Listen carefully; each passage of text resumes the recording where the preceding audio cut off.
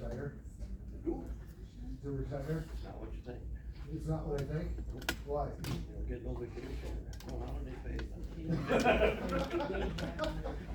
But every day is Saturday. Oh, well, yeah, sometimes. Sometimes? Keep dreaming. Yeah, oh, okay. Think of that when you're in the doctor's office. Oh. Saturday. Do you Yeah, edit true. things out of there? Because there's some things I might talk about that are not public knowledge. Oh, did you see Uncle Buck? Just as examples for them to know what I'm doing as a humane officer. Like, there's nobody names to be mentioned, but I just wanna make sure that, Like I can probably, I like I just can don't want take anybody portions to- out, like if you, if afterwards you tell me. Like I'm that not should be mentioning cut these out. names, but I have like just examples of like abatement orders and my cruelty complaints. Some of that stuff, people don't need to know that, because they do have, those people have a right to privacy whether or not. So if you feel like there's a portion that you after the fact you want me to. It shouldn't be a big deal, but I just,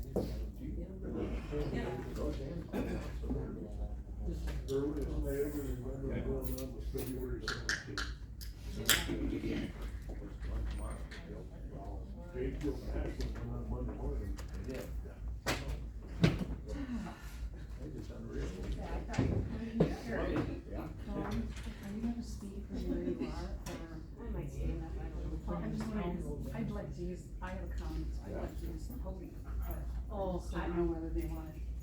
yeah, I don't know.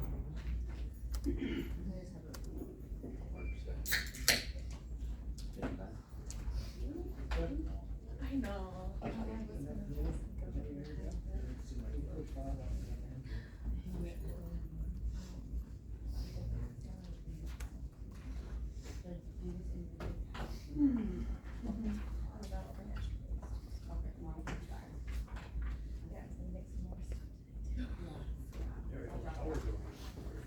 I haven't heard from him for a couple of days. You know, he was in Marshfield, and then surgery and stayed away, and he's back. And I think it was Tuesday they were gonna take him off the ventilator. But other than that, I don't know, last I heard he had no feeling from the waist down. Yeah. At least something that we can get around. Yeah. He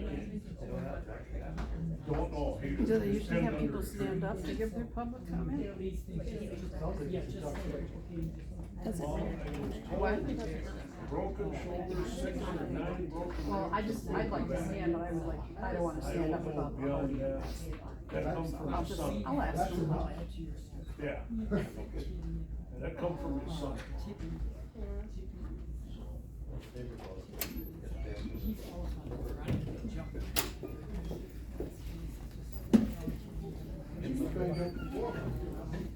What's that?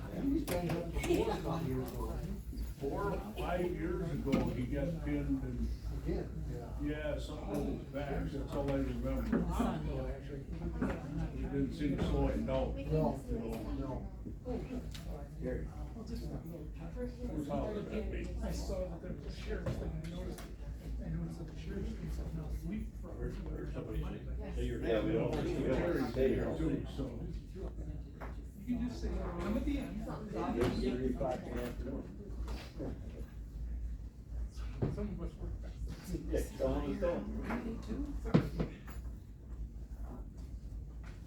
not.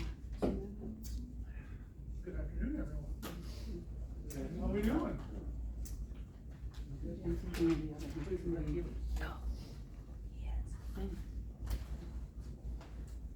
It's 3 o'clock, we'll call the February personnel meeting to order. Everybody have a chance to read the minutes of the January 4th meeting.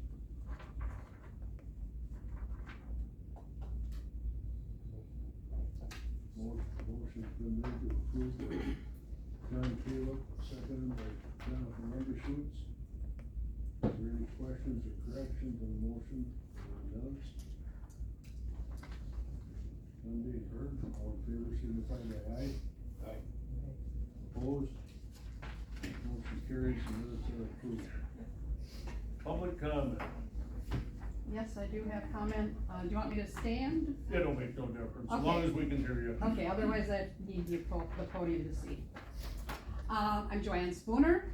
from Conrad, and I'm here again to support our Rusk County Animal Shelter.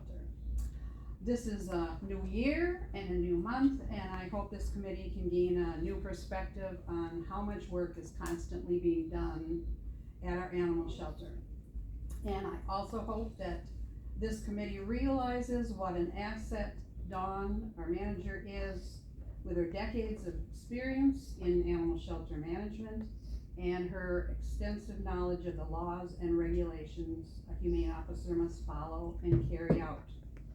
You have chosen an excellent leader for this county department, but she needs enough staff to efficiently do both jobs of caring for the shelter animals and handling public concerns.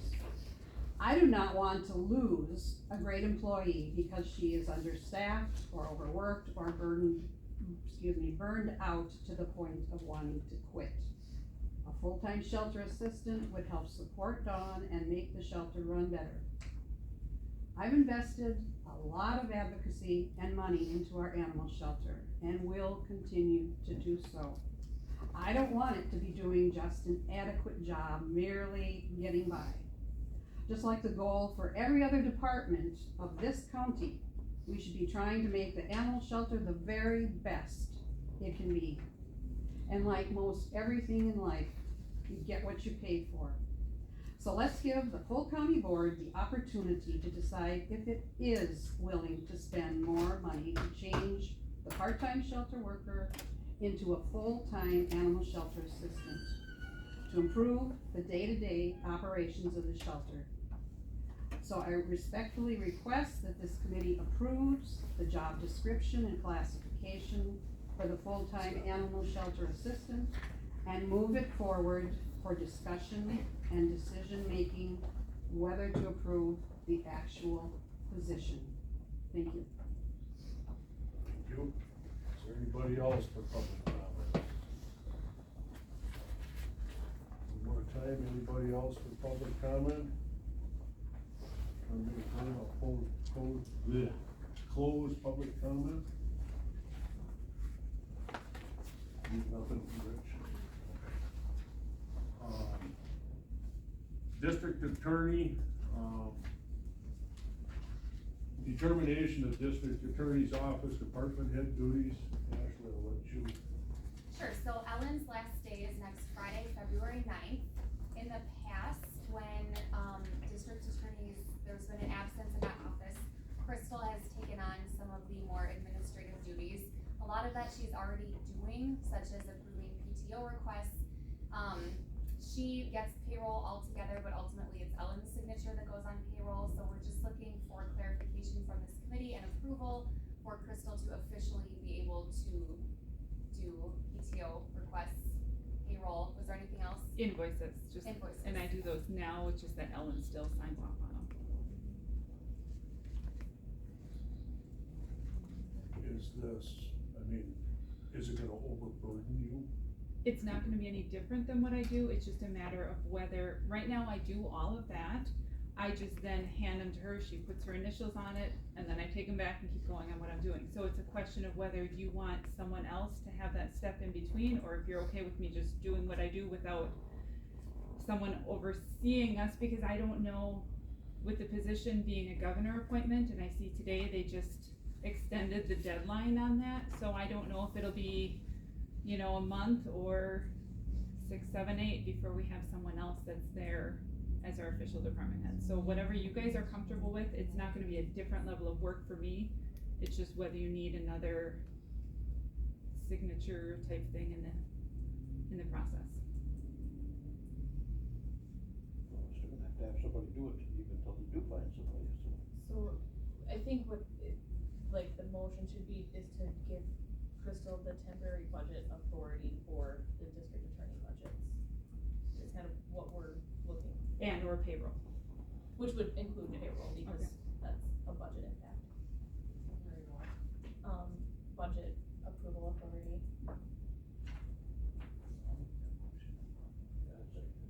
Motion's been made by John Caleb, seconded by Bob Stowe. Any further questions or comments on the motion on the floor? None being heard, all in favor signify by aye. Aye. Opposed, same sign. Motion carries.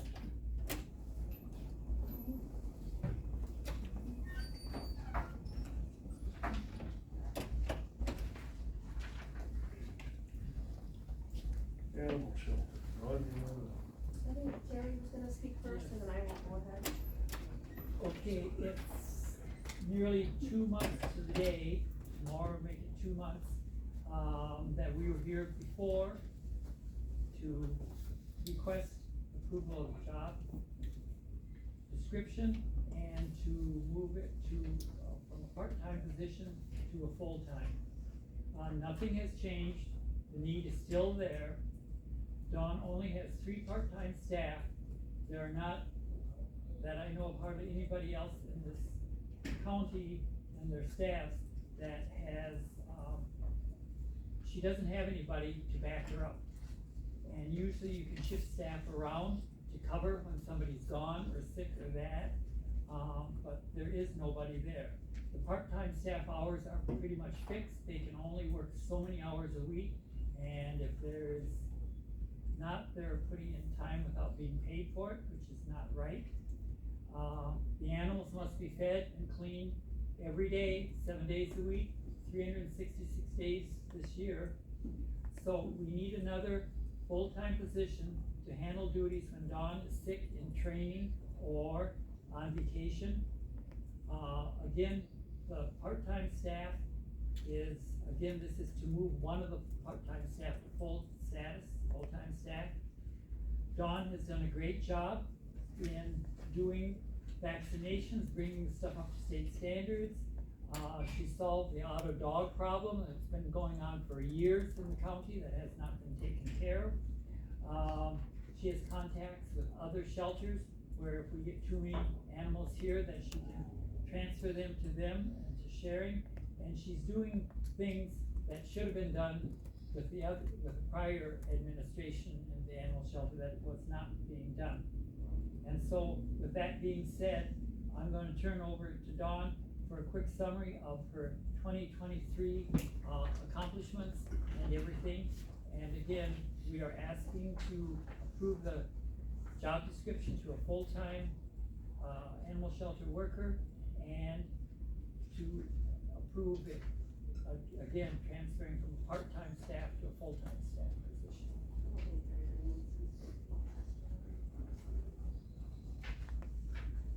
No, probably enough. Do I have enough?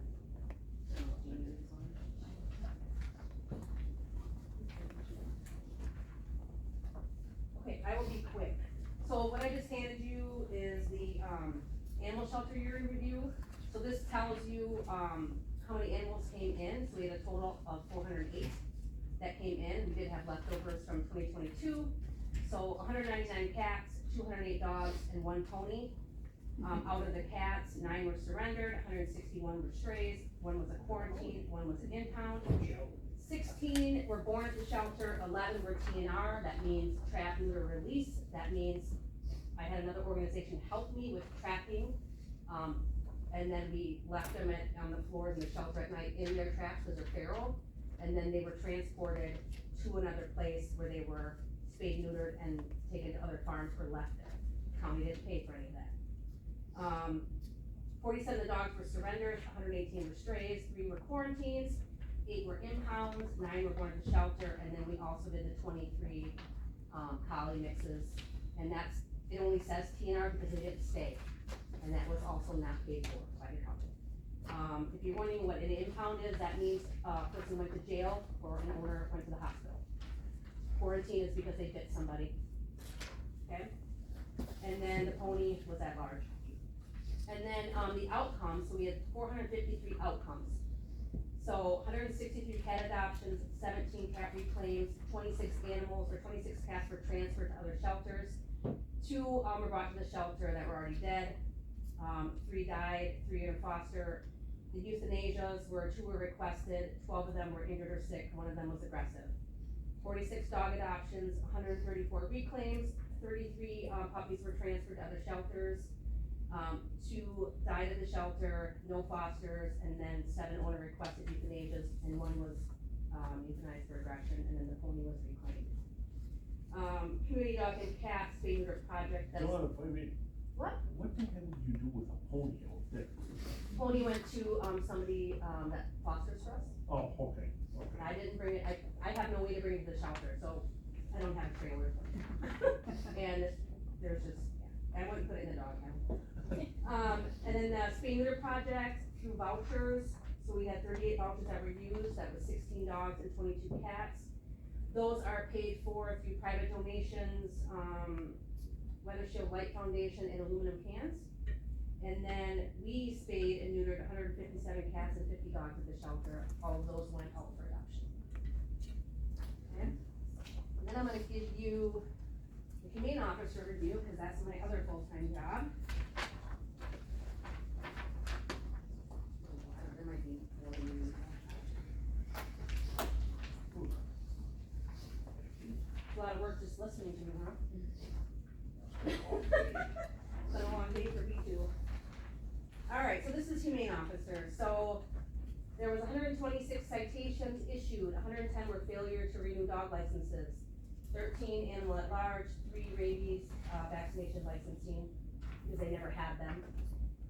56 warning letters, 46 were due to not having a dog's license and rabies vaccination, 10 were animals at large. There was 22 orders of quarantine, that means 22 animals bit somebody, they had to go on quarantine either at the shelter, I got 8 of them, or whatever that last one said. Some of them went to at home or to the vet. And then there were 7 bite cases where there was no known owner or the animal had taken off. And then investigations, so 25 complaint investigations, 1 abatement order, 1 compliance order, assisted, Health and Human Services. Vicious dog declared, assisted Ladysmith Police Department, and then the farm animal case was closed.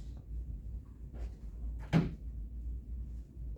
then I'm gonna give you this. So this, today is February 1st. Yep. What's left of it? So this is what I've had to deal with already, as a humane officer. And then some of the animals that came in already. This is the. This is this year. 24. Yep, this is 31 days. So, intake 6 strays, 3 surrenders for cats, no impounds, no quarantines, we had 14 cats adopted out. 9 were transferred, I haven't euthanized anybody, 4 stray dogs, 2 surrendered dogs. That actually changed, some of this changed this morning, cause I ended up with a dog last night and a dog this morning, and I transferred the other cats out this morning. So 3 dogs were adopted, 7 reclaimed, 1 of those was from December 31st, that was still there January 1st. And then we did, we neutered 3 shelter dogs this month already and 13 cats. We've already given out 27 spay neuter vouchers, and we currently have 25 cats, 3 dogs, but again, that has changed because I've got 2 more dogs. And then we have 3 cats in foster. And citations, I've written 4. I've had 2 orders of quarantines already, 1 animal bite with no owner. And I had 5 animal complaints, but I added 2 more on as of last night and into today. And I've written 4 warnings.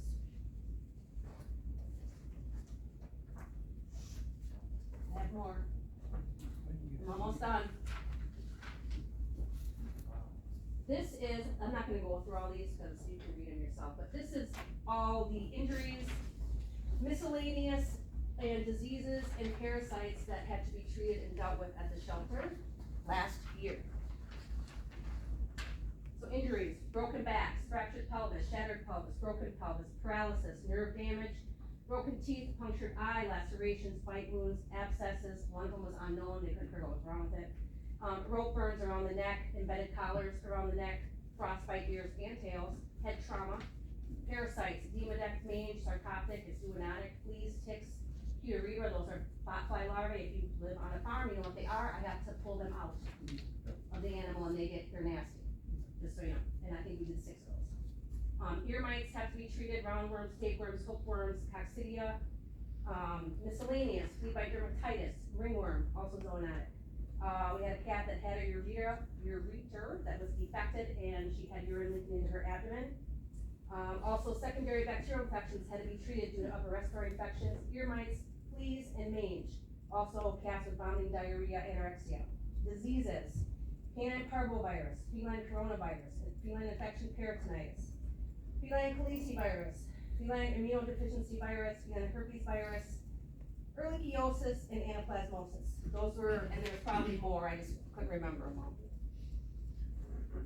So those are all the things that we had to deal with. And if you don't deal with those things, if you don't catch those things right away, the diseases, fleas, ticks, mange, not demodex, but sarcoptic and zoonotic, they will end up with everybody in the shelter. Especially ringworm, all the upper respiratory infections. So you have to be very careful when you're impounding these animals or taking them in, regardless of how they got there. Every one of them has to have a physical exam. Every one of them has to be looked at so none of this stuff spreads. Every animal has to be vaccinated 2 to 3 times depending on their age. They all have to have flea and tick. If they have fleas, they have to have that 3 months at the least to kill the life cycle. If they have fleas, they have to be treated for tapeworms because fleas give tapeworms, okay? They have to be treated for hookworms, the roundworms. Paxidia, that's a totally different drug. All of those will go from a litter box if you use the same Cooper scooper to all the other cats, and then you got a bunch of cats with diarrhea or sick. Feline coronavirus is deadly. Canine parvovirus is deadly. 2 stray dogs brought it in. One of those dogs didn't make it. They gave it to 2 of my puppies. Puppies made it. They gave it to another adult dog. It did not make it. I ended up with 6 more from somewhere that all had parvo that I had obviously put down. They were all down. So very easily spreadable, okay? I'm giving you this, I'm not gonna read this, but this is basically what we have to go through on each animal in their exam. 408 times, and this is the small version. To stop the spread of disease, to make sure my staff doesn't get ringworm, tapeworms, roundworms, hookworms, and then the other animals don't get those diseases as well. You don't want to adopt out animals with diseases. It doesn't look good, because then they give it to everybody else. All right. This, I'm just giving you so you can see, I had to create this because there wasn't one at the shelter when I got there. This is an order of quarantine for an animal that bites. Law enforcement can fill this out. If they do, they email it to me, and then I have to call the owner, I have to call the vet clinic, I have to make sure this person complies. If the animal is not vaccinated, it needs to be impounded at the animal shelter, and believe me, some of these people are not easy for me to get hold of. Sometimes it takes days for them to comply, and I have to go through the vet. So this is many hours of work for one animal, and this was done once. I think I said 22 times last year. And then the 7 that I couldn't find, I still have to call people to see if you can find the animal, you know, who owns it. A lot of time on the phone. When I'm doing this, I'm not doing anything with the animals. I'm at my desk, okay? This, I had to also create this because there wasn't any. This is my animal complaint report. This is the 5th one of this year. I just did it this morning. I was on the phone last night to 2 rescues, a couple employees, the state of Wisconsin, Department of Agriculture, Trade and Consumer Protection because of this. And I had to do this morning to get this into them and file a complaint so that they could come and help me. Because our shelter and I am not equipped to deal with this problem. Okay? So you can read it, it's not public knowledge. I have the person's name out. It's gonna be dealt with hopefully by tomorrow or in a couple days with the help of the state.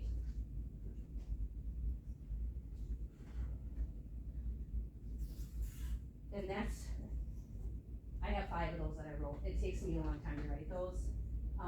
Anything that I say incorrectly can stop me from doing what I need to do of seizing any animals. So I have to be very careful how I word things in order to get this to go through and to get help to remove whatever's going on.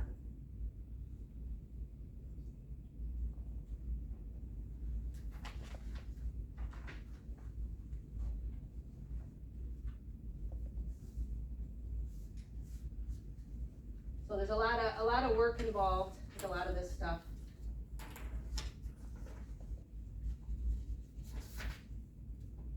I also had to create the form for the abatement order as well. I didn't give you that, I don't think, but that takes a lot of work as well.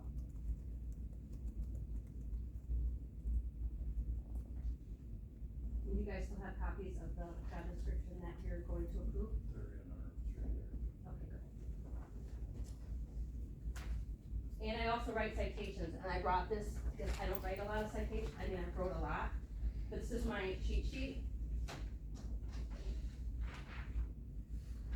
And it takes me a long time, because I always get interrupted, because the phone rings or something needs to be done.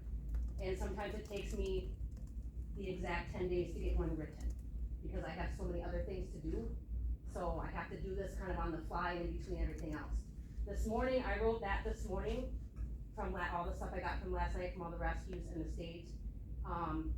I did that all morning in between doing everything else, phone calls, helping with the dog. I actually have the dog at the shelter, from there, that is not very healthy. Had to help with that, get some pictures, get them sent over. So all these things are done with me having to get up and do 20 million other things. So it takes a lot of time, it's 2 full-time jobs, and this is just part of it.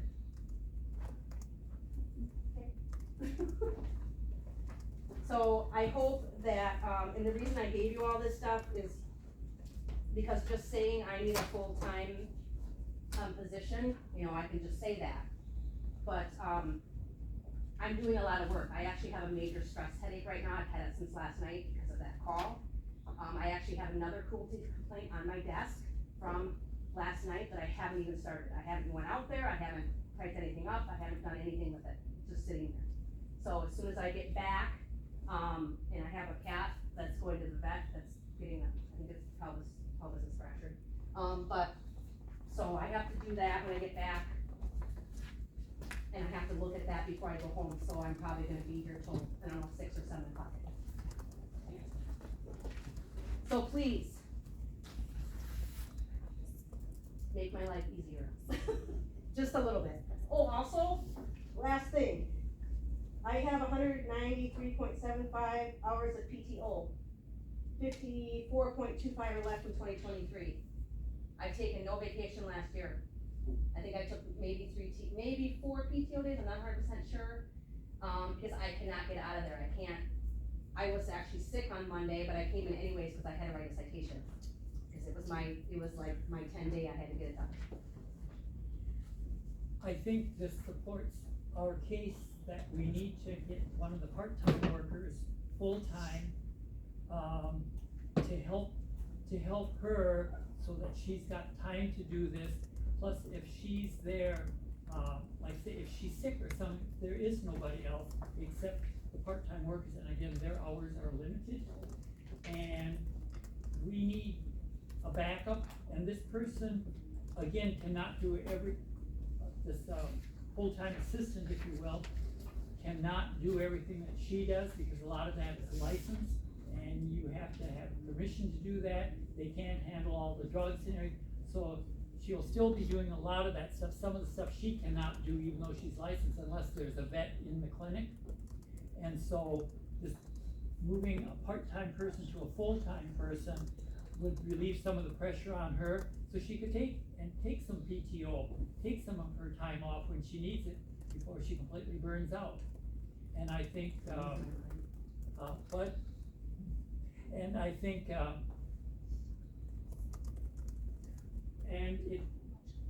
if you look at the job description that you have in front of you, or in your packet, you can see that this is, a lot of that is doing,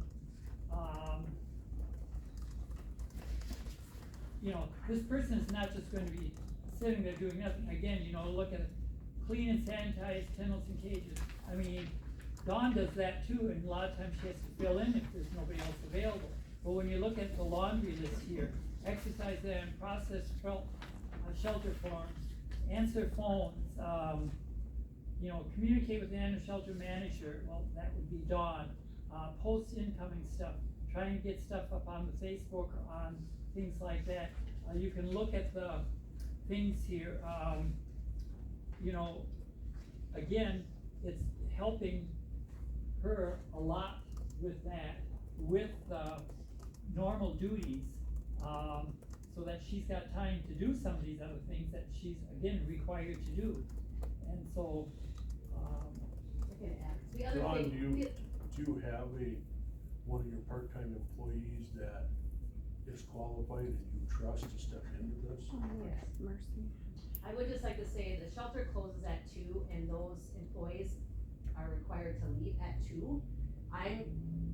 Obviously, my hours are normally 7:30 to 3:30 depending. I have been there at 6 o'clock in the morning because of things that have happened the day before and I had to get there early because of either sickness or whatever was going on. I come in at 7, I've been there till 7 at night. So at 2 o'clock when they leave, I'm there by myself, and what normally happens, sometimes I have to take animals to the vet, sometimes I have to pick them up from spay neuter. Sometimes I have people come and adopt after hours because they can't get in, and then the phone is ringing. More than once, I've had animal control calls where I'm in the middle of an adoption, or I'm in my car, leaving here, because I had to drop something off, probably money for the treasurer, and then run to the vet, and I'm just like, I can't help you right now, they're gonna have to wait a minute, I get their number and I call and I figure what's going on, but sometimes it takes, because I'm the only one, like, I'm only one person. I've gone to Hawkins, I've left my house at 5:30 in the morning, because I had a cruelty complaint, and I knew if I went into work first, I wasn't gonna get there early enough to make sure the dog was okay. So from Park Falls, I drove to Hawkins to check on the dog, and then I went to work. I left work at 4 o'clock, drove to, I think it's Tex, it's like right on the border, because I had to do a kennel inspection. I didn't get home until 8 o'clock at night, so it's like, you know what I mean? And if I get an animal control call in the middle of all these things, it's kinda like, well, they're gonna have to wait for me for a minute. Or if I know who the owner is, I'm gonna let the dog go home and write him a citation later, or talk to him later about the dog running at large. I can't be 3 places at once.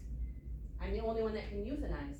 So if I do take a vacation or I'm out of town, and an animal comes in that needs to be humanely euthanized because it's injured, it's gonna have to go to an emergency room to be euthanized. And that's gonna cost several $100s because none of the vets here. Or if a vet does do it for me, you're gonna have to pay an emergency fee. I'm the only one authorized to do that. So that's part of the problem. There can be other people authorized to do that, they have to go through training.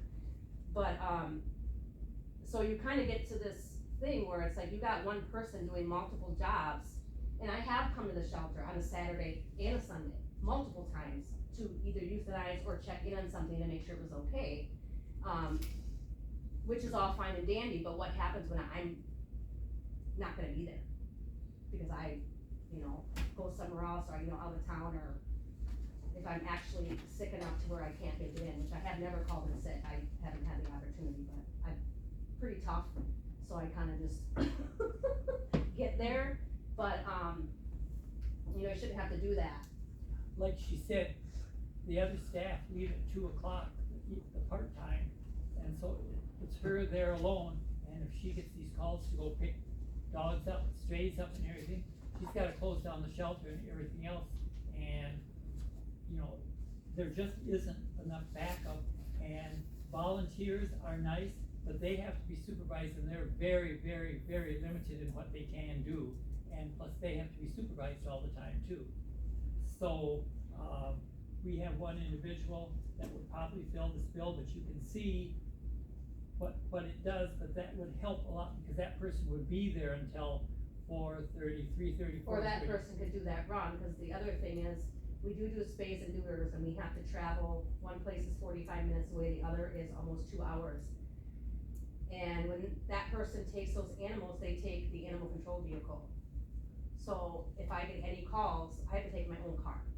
And I've taken my own vehicle multiple times to pick up stray dogs, pick up stray cats, and do cruelty investigations, because that vehicle was gone at the time. So it's kinda like, there's just not enough for what needs to be done there, or for what is expected to be done there, because as a humane officer, I can't just ignore stuff. I know it's been kind of ignored before, but, in order to do all these things, you have to have the means to do them. And if I'm asked to pick up a pony or a sheep or a cow or lizards or ducks, I don't have the means. That humane society or animal shelter does not have the means for any of that stuff. None of it. So I'm kinda in a pickle, like, what am I supposed to do with this horse? I don't know. I don't have a trailer. The shelter doesn't have a trailer. You know what I mean? And I only have so many fosters out there. I mean, I have a few that I can call, but, you know, if you're gonna have a humane officer in an animal shelter, it's like, there's things that have to be able to be done, otherwise, why are you doing it, I guess? You know, but it makes it tough on me, it stresses me out. Are there any questions? No, pretty much covered that. Did I cover everything? I think so. I've heard it before though.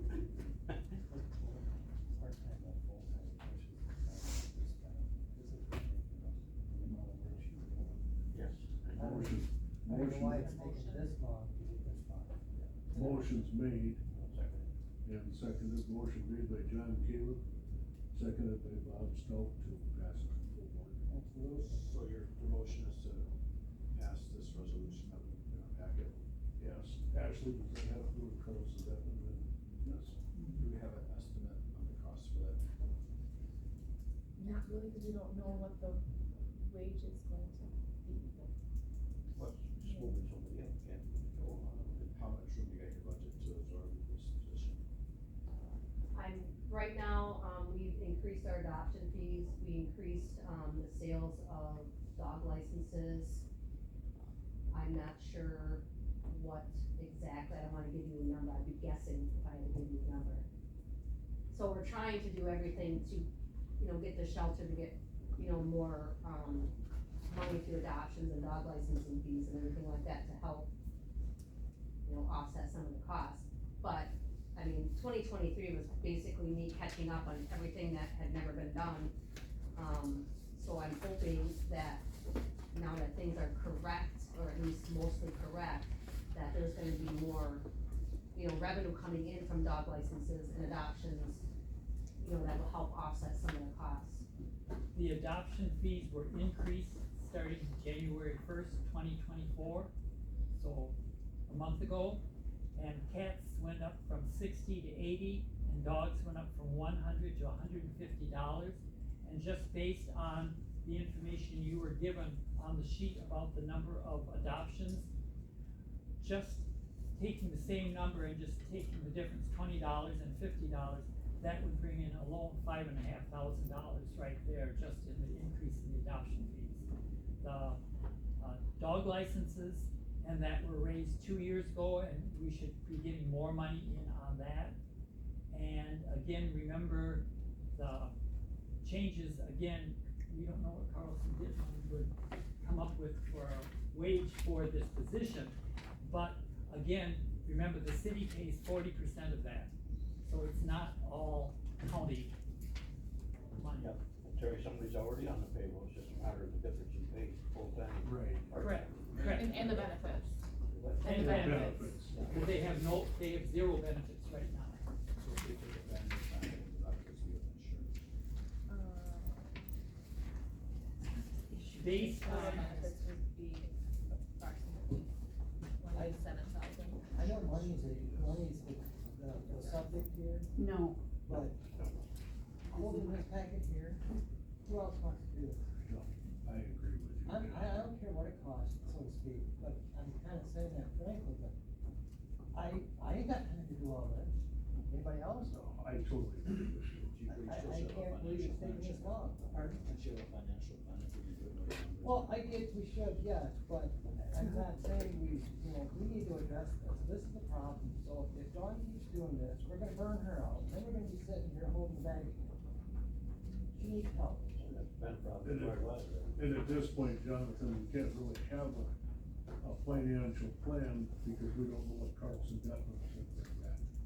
So I'll make a motion to amend your motion to send this to Carlson Denman. It's already in the resolution.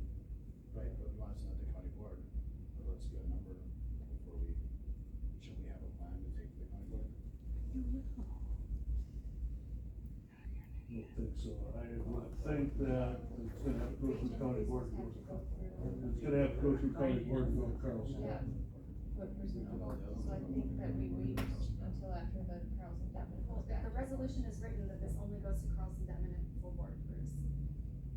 That's how we've historically done this in the past. Yep, We've sent people across the demo before we went to the board. not off of the way this resolution is written. Right.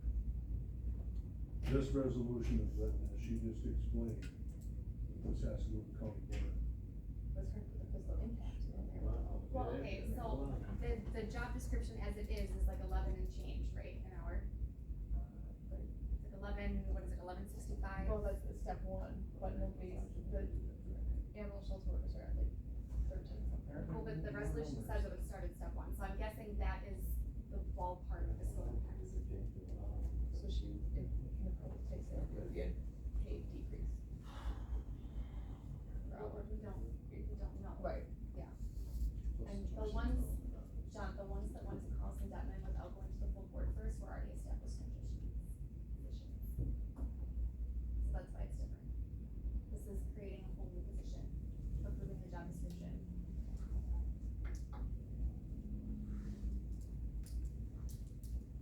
You're not County finance. board, let's move ahead and get it there. Is there any further questions?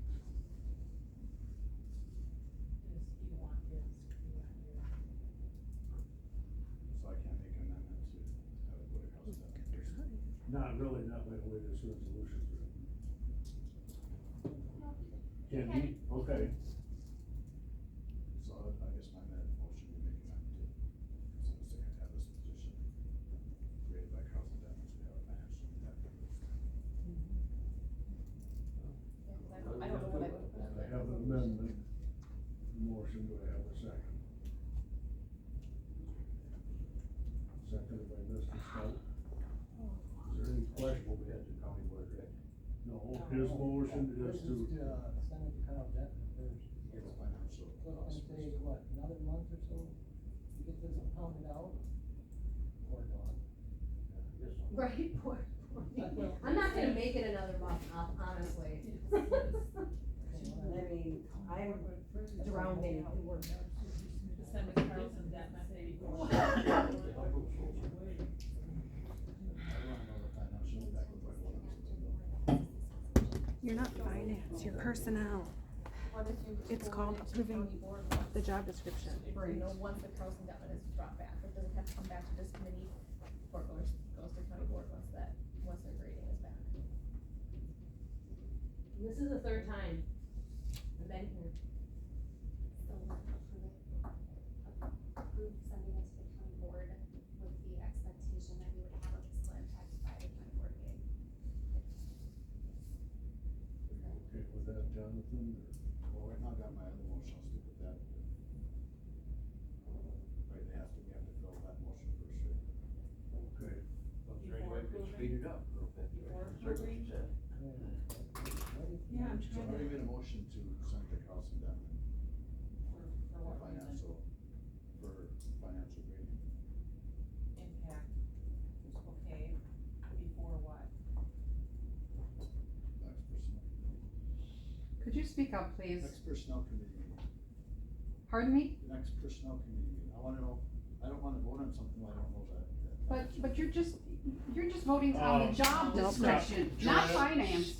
Joanne, you I'm can't, gonna leave, thank you. I know, you can kick me out. I'm not kicking you out, but you can't weigh in on this discussion. Obviously. Learn how to do the That's my motion. discussion. Okay, there is an amendment made by Jonathan to send this to Carlson Denton. To learn the financial impact Correct. before approving, It's Jonathan's motion, so. before approving. What do you want, Jonathan, you gotta keep going here. Let's bring back to the May, or, March personnel meeting. Okay, is there a second for that? Another second. Okay, well, it's been clarified, that's why I'm making sure. Is there any further questions on the amendment to the motion that's on the floor? You want a roll call vote on this one? Yeah, I think so. Can I say something? Yeah, he can. Better. I'm just, how many times does Dawn have to come here to plead her case? I understand we have to be fiscally responsible, however, you know what's gonna end up happening here is that Dawn's gonna quit, and we're gonna lose a very valuable employee. Because you guys keep dicking around, and you won't let this go ahead and forward, and what she's asking is not, it's just not out of line considering some of the other decisions that have been made regarding raises and employment. So why, Jonathan, I understand where you're coming from, but I'm thinking, you know, we need to get this moved forward because Dawn is burning out real fast. And she's a very valuable employee. If you didn't pick up on that from all the information that she handed out and all the description of the things that she's responsible for and does on a daily basis, no, not taking off any time at all, et cetera, et cetera. Thank you. I ask for a roll call vote on this. So do you understand what you're voting on, the amendment? The amendment says it goes to Carlson Detman and then comes back to us in March. Okay,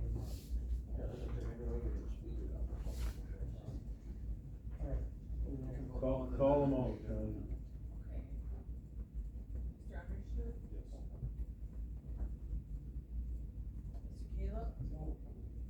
Mr. Stout? No. And Mr. DeSalle? No. Now you can make an amendment to what you guys said earlier, to have it done before I went forward. Right. Okay, we're actually back to the original motion now. Well, I think it was John first and Mr. Stout second, correct? Yes. Right. To pass this, to approve this and pass it to county board. Yes. All in favor of that motion? Do a roll call again, please. Okay, this time I'm gonna go with Mr. Caleb. Yeah. Mr. Stout? Yes. Mr. DeSalle? Yes. Mr. Undershirt? No.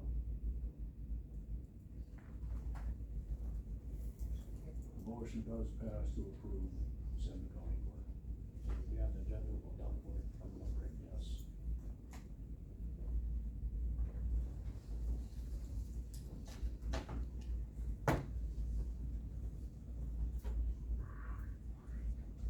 Attorney saying go to the county board and then okay, then we can do it like right away, then we still gotta wait another month past that. We should have It's April 1st to the resolution.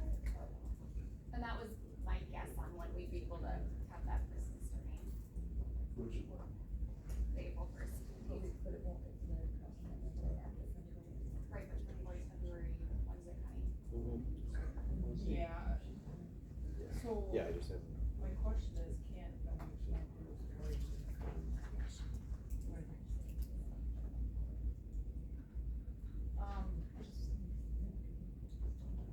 Right. Okay, it did pass, it does go to county board.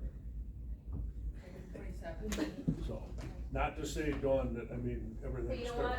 starts At immediately, least but. someone's listening to me and not just ignoring me, 'cause Gotta explain that to I gotta go check on some dogs. Well, thank you for your time and your presentation. Thank you. Thank you for your Okay. Thanks for your patience. Bye. Oh, I need Not your coat, I was gonna say. I don't want to freeze out there. I don't think you're gonna today. This is under you, Jeff, Act 4 contribution. We approved the resolution, not with the job description on it. Oh, okay, I'm sorry. Is there a motion to approve the job? I'll make a motion to approve the job description. Motion's been made, is there a second? Mr. Stout seconds. Is there any questions on said motion? None being heard, all in favor, signify by aye. Aye. Opposed? Aye. Motion carries.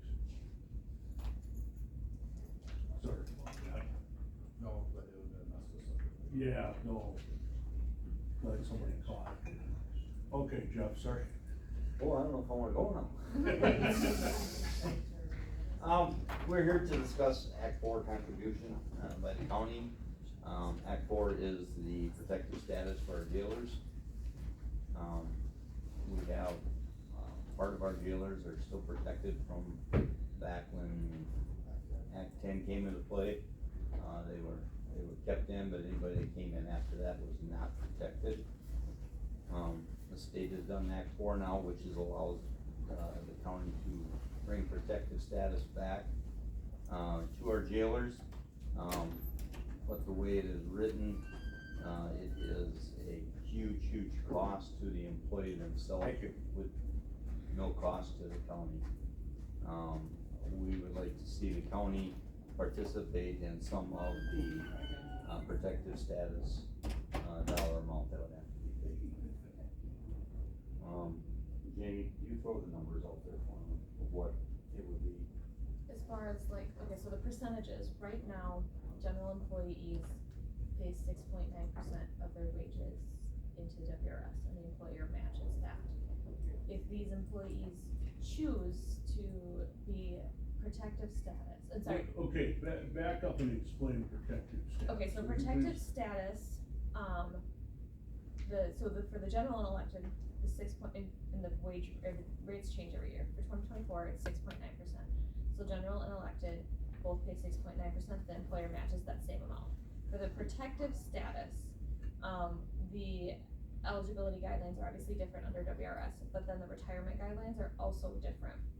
So the rates are higher on the employer side for that protective status for the existing protective status individuals. So the employees pay 6.9% out of their wages, but the employer pays 14.32% into WRS for that contribution. Under general status, if you've met your years of service, you can retire at age 55. If you have 30 years of service in there with the full benefits. Under protective, it's age 50. Is it still 30 years of service as well? 30 years of service is 52. 52, okay. So if these employees choose to elect that protective status, they would still have to meet the retirement qualifications under that protective status. So they would still have to get the 30 years of service in and at least age 52, so potentially, and it's actually 57 now for the general. Potentially they could retire 5 years earlier. But it depends on their individual situation there. Yes, this is only for the jailer dispatchers that are not covered under union contract.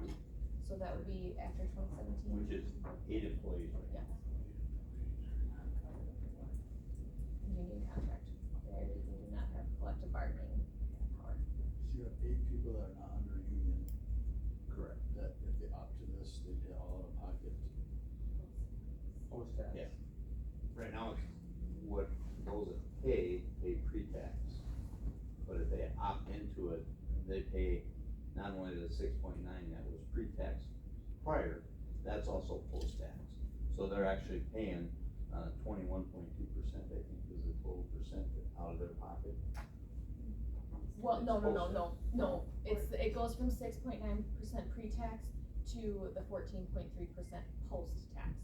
So if they're making approximately, $60,000 or $60,000 a year, their retirement contributions would increase they would more than double out of their paycheck. Yes. But then depending on their tax status, they're going to have more income that's taxable. So they could end up paying, they figured like,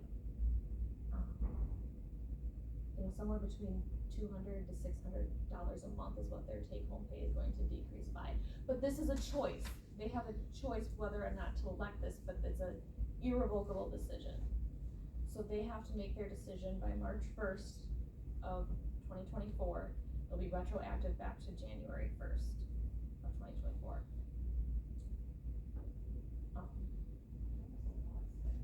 It's very complicated, and I don't. It's really complicated. It's really, at this point, not a benefit because it's costing them. She talked about the increases from 4,100 to 8,500 that they would have to pay to be under the protective status. So that's a huge amount coming out of their paycheck. And then like she said, it's retroactive back to January, so then if they choose to be in, now they gotta go back and pay that 3 months prior to. Well, it'll be 3 paychecks. Yeah, but they're agreeing to do it in 3 installments instead of all at once, but it's still, that's money coming out of their pocket. So out of that 14.3%, we would like the county to pay part of that, if not all of it. Or the 6.9% that they would be paying. You mean the 14.32? Yes. Okay. I don't know. There's a lot of numbers being thrown around. So, But it's the 14.2, but minus the 6.9. What you're saying, the back 10 bit us in the ass Right. again. yes, it did.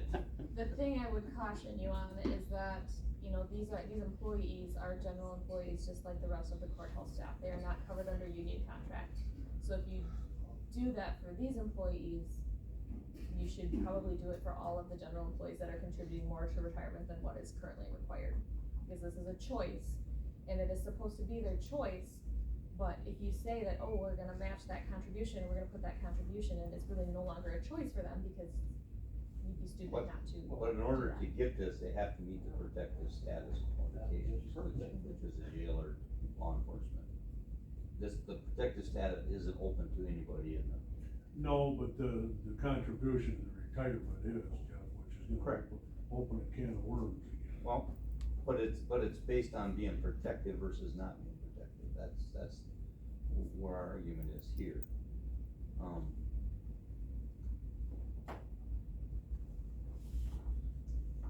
you have a figure? Do we have big,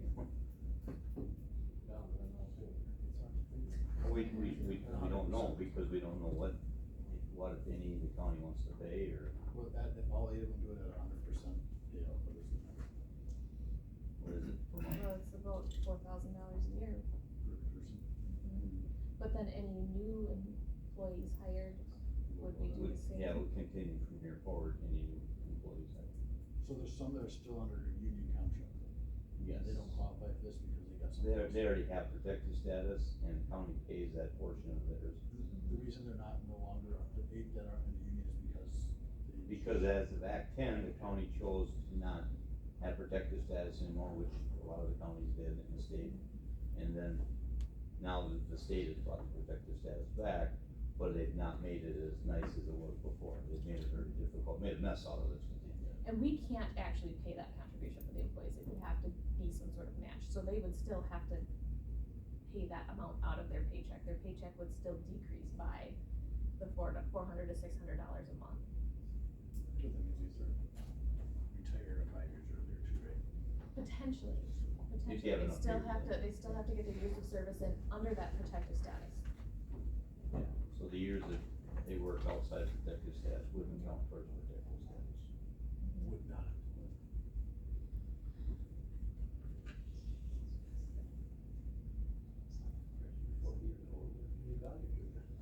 Well, and there are a lot of other general employees that are contributing more money to retirement than what's required, because they would also like to retire earlier than, they would be able to otherwise. So that's where, you know, you can't, I wouldn't recommend making a benefit available to some of the general employees, but not all of them.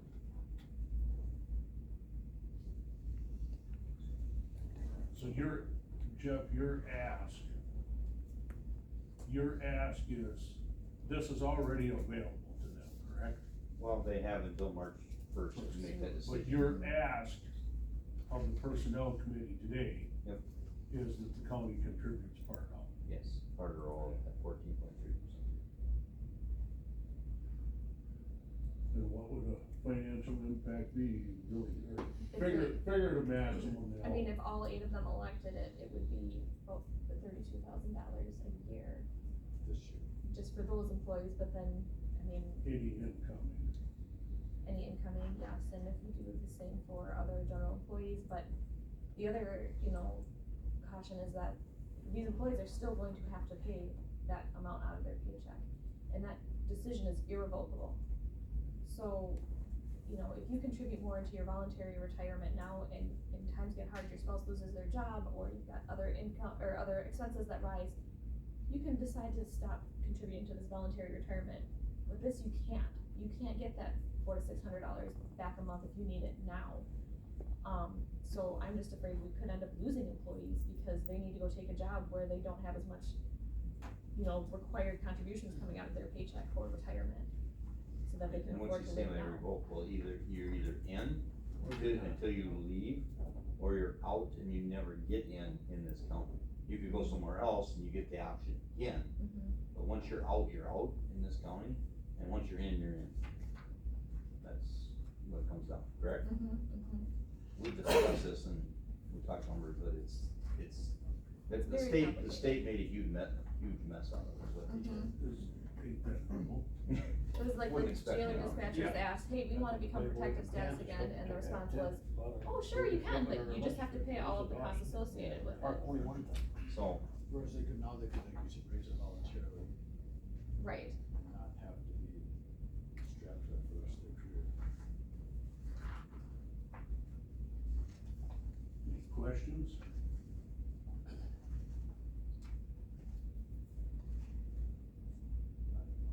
Problem with it is that the time is so short to do anything. Actually, sounds like it should have been devoted kind of this year. To run that additional time. It's outside the budget. That's what I'm saying.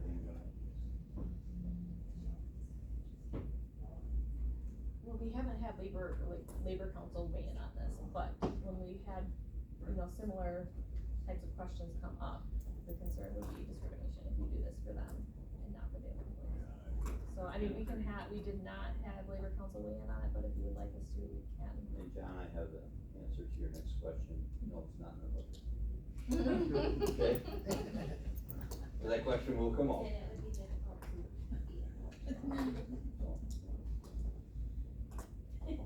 I just wanted to be John. Either way, one of us was gonna throw it, 'cause I was. Somebody was gonna let me John. I was looking at his numbers, and I was. And Ashley and I have been working very hard to educate the employees on it because it is very complicated. But if you throw this carrot out there of, hey, we're gonna contribute another $4,000 per year for your retirement, that's not allowing them to make their own educated decision, and I don't want them to be able to come back and say, a year from now, like, I should have never elected this protective status because I can't afford to live like this, but, it's hard to turn down that extra match from the county because, I mean. I know you're locked in. Right, it's an irrevocable decision. It's not. You can't revoke. It's a lot of money. You can't revoke it. No. And if they choose to make that election, that's, and honestly, they're automatically going to be protective status unless they opt out. But we are working very hard to get them to actually make a decision and make that known.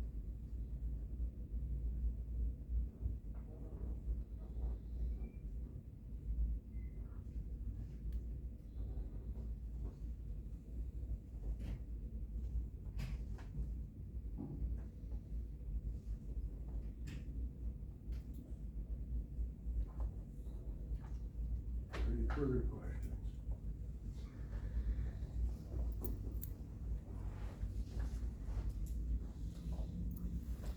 Anybody wanna act on for or against? We need a motion against, we don't do that. We don't need a motion against it.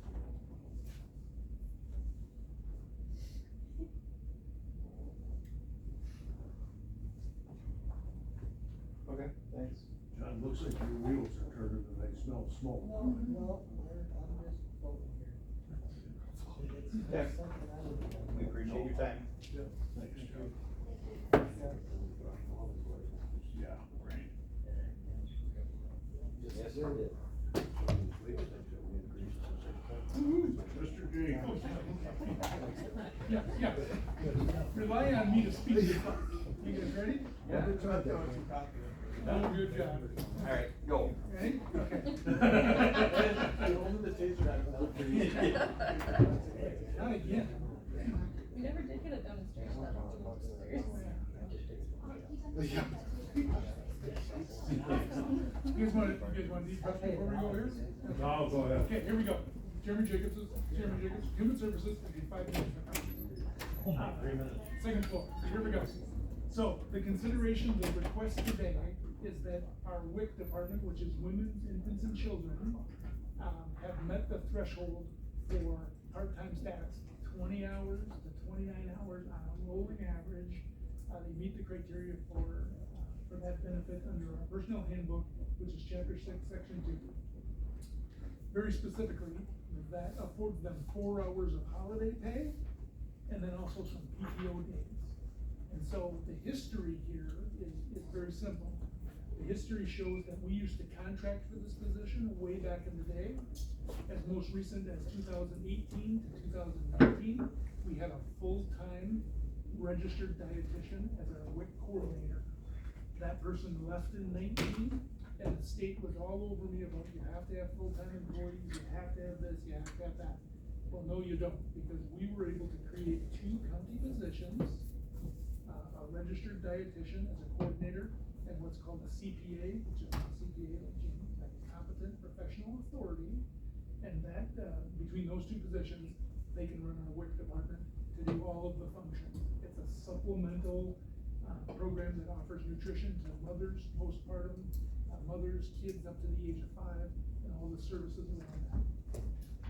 So what happened is, when we had a full-time employee, it was about $112,000 a year with a full benefit package and all those types of things at the time. There was a little, the $112,000 was about 18 months a year, so it wasn't an annual $112,000. And so as a result, we got to a point that person gave notice. We then were able to hire Kayla Olmstead and Amber Farah. They come into our department as the registered dietitian and the CPA. They do not, at the time, we had 16 hours a week and 16.5 hours a week. I think that's 16.5 and 15. That was in 2019. As a result, the census has gone through the roof, which is a great thing, okay? We went from 302 participants to like 350 participants. That number continues to grow. The budget currently is $116,000 in state aid. There's some other ancillary funding that we get. There's interpreter services are reimbursed if we need Rosa or Nicholas to come in and do some Spanish speaking interpretation. Those are all reimbursed at 100% cost. We have the breastfeeding peer counselor, which is an additional $11,000. And so when you see those positions that occur around this, those are all grant funded. The numbers quick that I will give you in reference to the history is we've had, from an hours standpoint, from a strictly hours for Amber, 2021, 1,002. In 2022, she had 1,103. In 2023, we had 1,433. For Kayla, we've had 783, 821, and 1199. So you can clearly see that it's been increasing based on the census. They're here 2 days a week, sometimes up to 3 days a week, but generally speaking, it's been 21 to 24 hours per week on a rolling average, which then launches them into the part-time benefit based on our personnel handbook. The projection, we think, will continue on that 21 to 24 hours. We had some determinations to make in 2019 when we brought these positions, when we had to mitigate the fact that we lost our registered dietitian. Kayla is paid at $40 an hour, which is a red circle on our Carlson-Detman when that implementation occurred, because again, she's not working full-time, there's no benefit package at that point in time. Amber is really on like step 3 or 4 of the Carlson-Detman as a competent professional authority. And so we don't anticipate that those wages will change too awful much. Like I said, Kayla will remain red circled, and Amber has the ability to move up to Carlson-Detman. The fiscal impact here that we're talking about is really twofold. What we look at is based on the part-time status in the personnel handbook. We have 11 holidays in 2024. Generally speaking, we have 10. And then we also have to determine if there is the PTO allocation. If you look in the personnel handbook, it's spelled out very well. Whoever wrote that did a very good job. Part-time employees are at a different accrual basis. There's 3, year 1 is 3 days, year 2 is 6 days, and it goes on a rolling average up from there. So the total fiscal impact that we're talking about is, if it's 3 days of PTO, it's $5,448. If it's 6 days, it's $7,331. The other comparison that I wanna make is if we had to have these positions as separate FTEs, we'd be talking about $147,000 annually with full benefit package. Where we sit right now is, if it's 3 days of PTO, it's $93,948. If it's 6 days of PTO, knowing that this will increase, as long as they're here, is $95,831.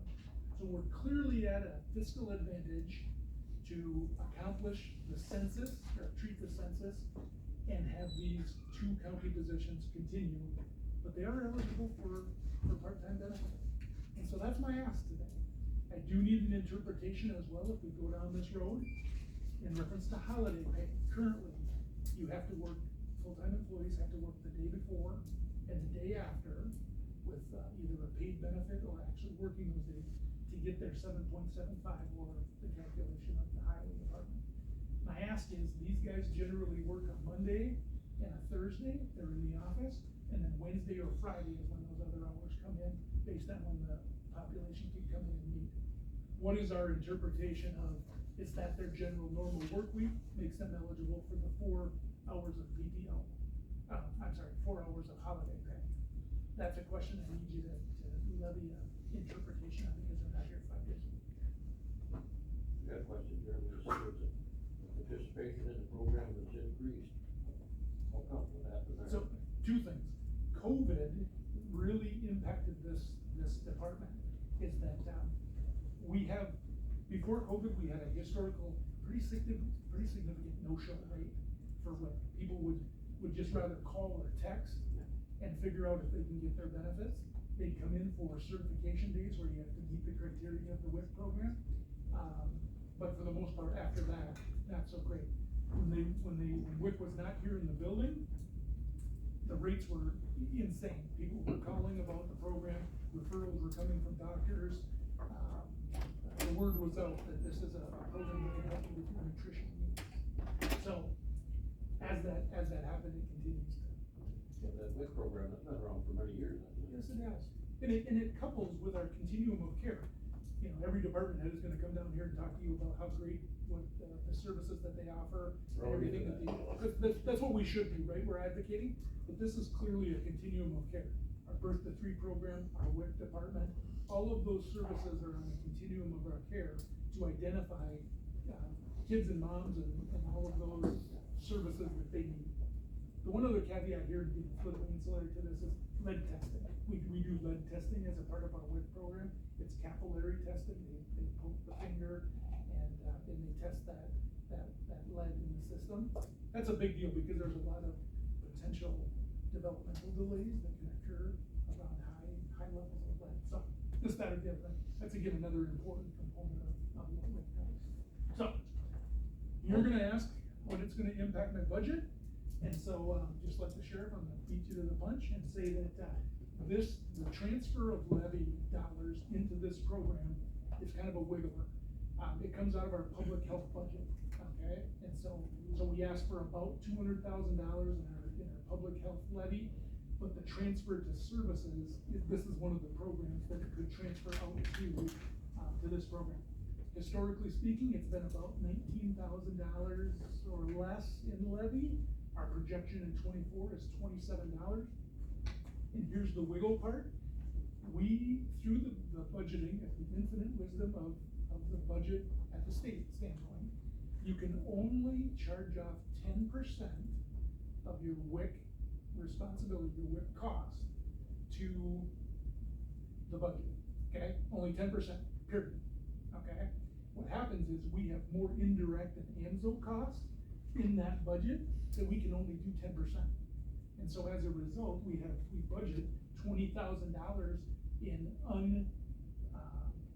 reimbursable indirects and AMSO. And it's difficult, okay? But that's the way that thing is set up. We've called, they told me to stop calling. I even sicked Laura on them for a little while, and they told Laura, they said, you sound like a really nice lady, but stop calling. But it's just part of that process, okay? And so So that discussion, maybe we could have Jamie actually call, maybe that's what they're whispering. And we'll have Mr. Kudo chime in a little bit. Nobody likes a filibuster, so. So again, that's just part of navigating that budget that we've discussed for as long as I've been around. So that's my ask. So you still didn't answer the question. Yeah. Is it in your budget for 2024? It is. These numbers, so again, if we say $7,331, the way our budget levy floats through is that it's interchangeable in any one department, okay? But public health is such an animal that we'll get infuse of funding that will then offset what we've been spending or would have used levy for. And so there's some caveats within that budget individually. We generally get funding for some of these programs that we didn't bank on. Sometimes it goes up 8%, that 116 goes up 8% sometimes, because other WIC projects are not using all their funding. And so we get D out and re out. And so we just don't know. But again, like every other department is gonna come down and tell you, we got 2 great staff that are county positions that are not taking full-time benefits. They don't wanna do things full-time, because this program doesn't call for full-time right now. So when can I send Carrie out with that quote?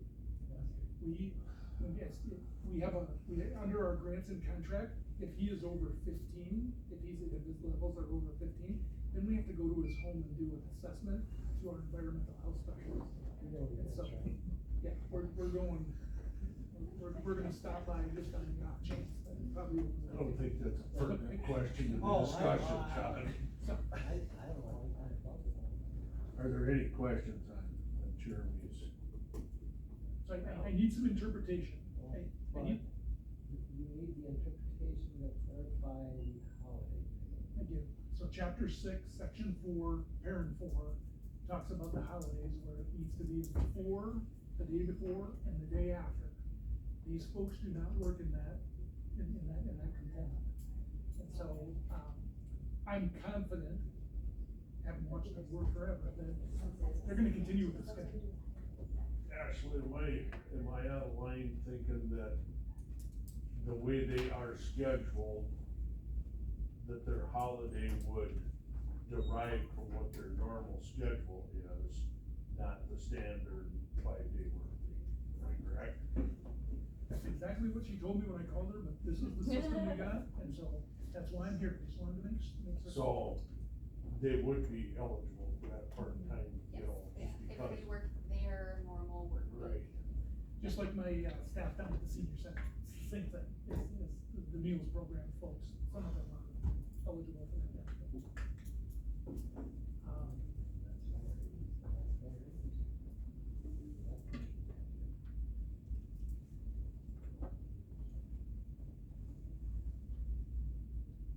Are there any other questions? I'd like this, if I could, to be retro back to 1/1/24. Now you're. We were Well, doing just like, fine.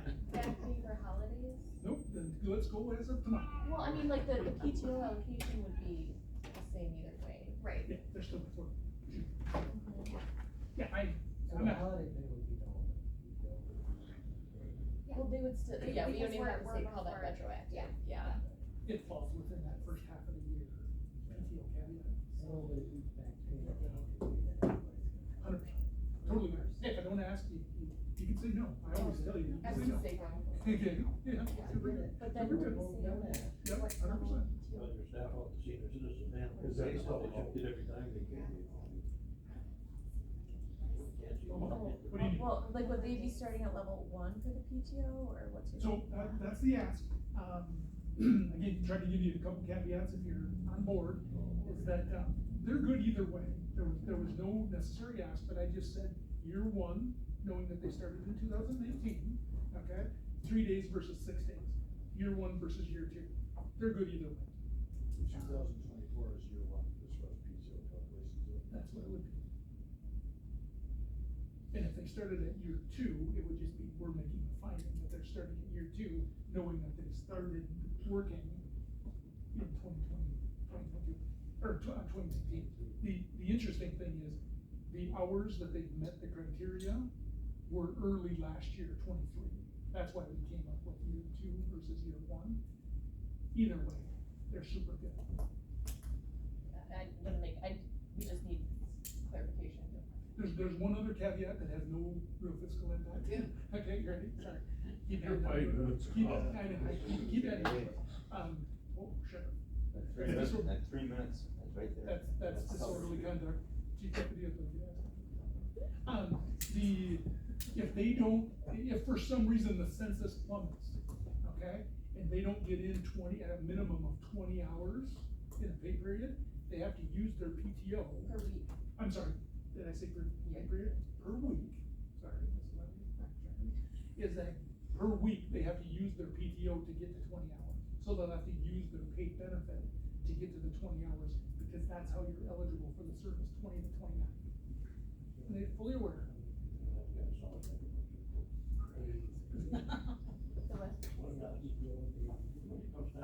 I get 32. If you start today, you get 7. And those PTO days are based on full, like 7.75 hour days, so, you know, they might not be working 7.75 hour days, so.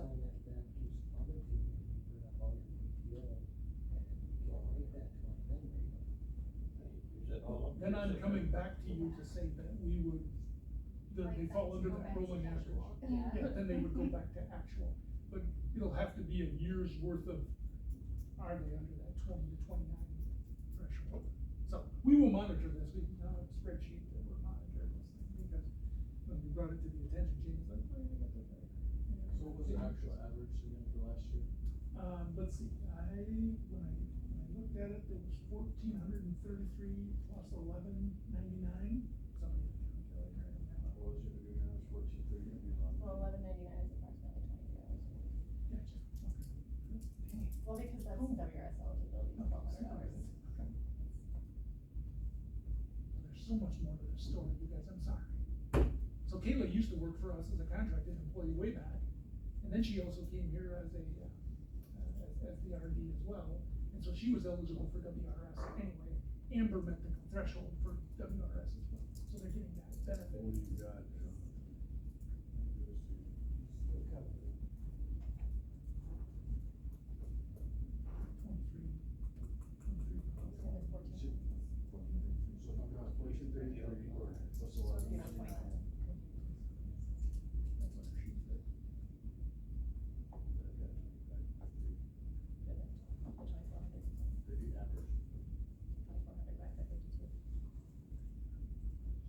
Between the two, the average would be.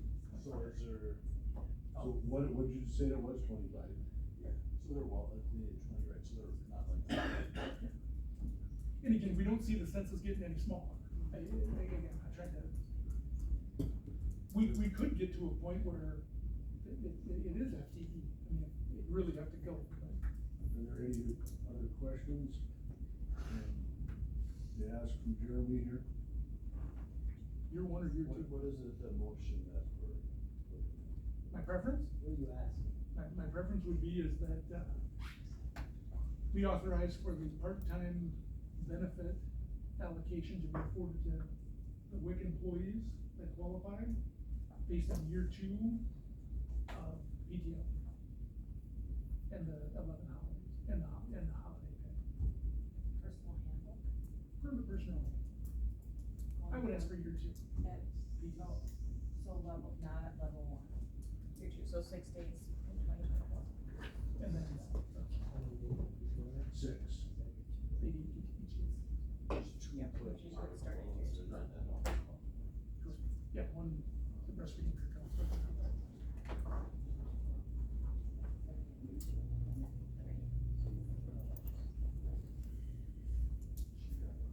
Got it. And it's effective today? No. Do you need personal change? I have going forward. There's no- Yeah, cause the PTO, after the personal handbook going forward is starting at year 2. Say it Going again. forward. That's the change.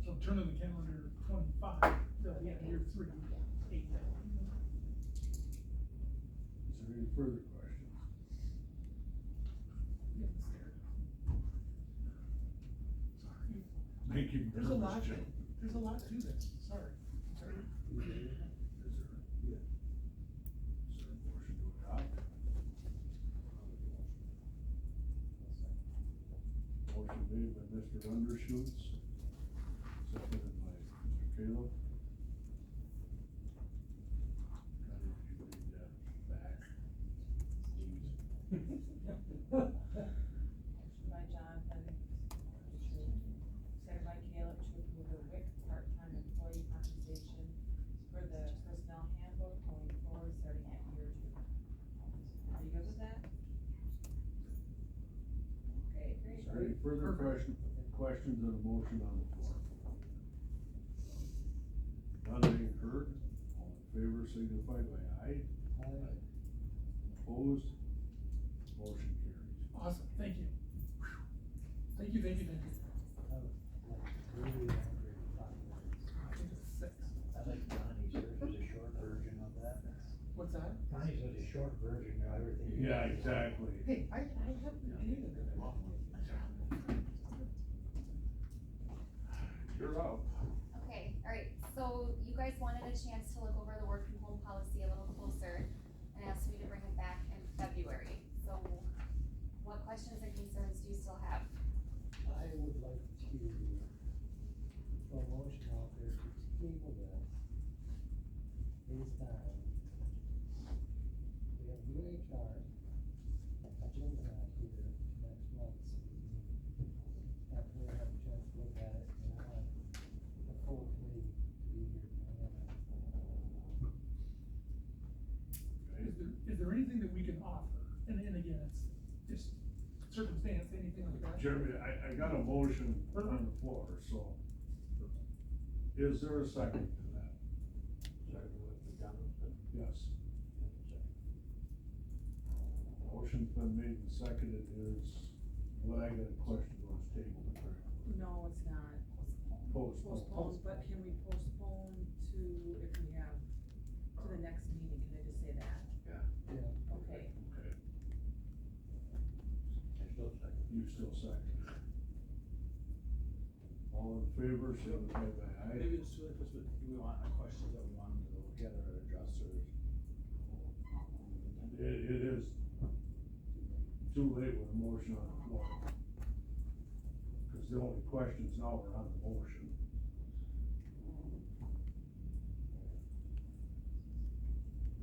All in favor, signify by aye. Aye. Opposed?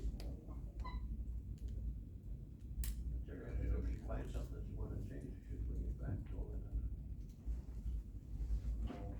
Is that? I understand that, but that would've needed to come up before it was a motion Yeah, I know. postponed, so. If you brings it back and there's something that's discussed, well, doesn't that be the time? We got time to read that. Yeah.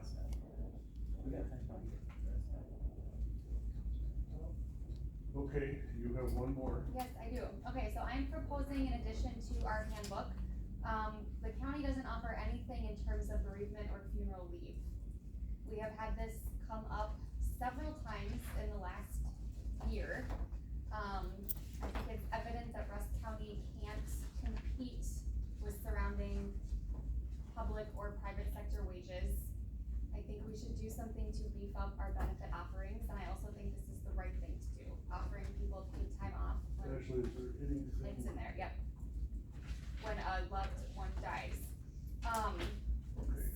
So, okay, I'll just kind of go through the policy here. So again, it's to establish guidelines for funeral leave for employees.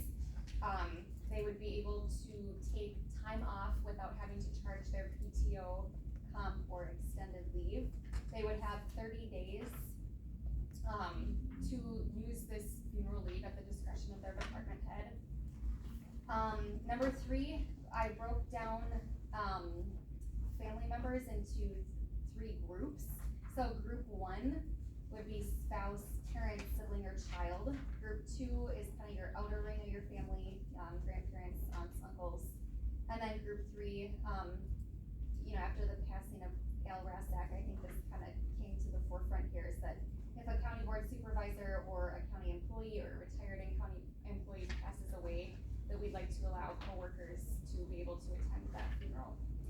So then number 4 breaks down exactly what I'm proposing for leave. So group 1, again, which was spouse, parent, sibling, or child, I am proposing 5 days of paid leave.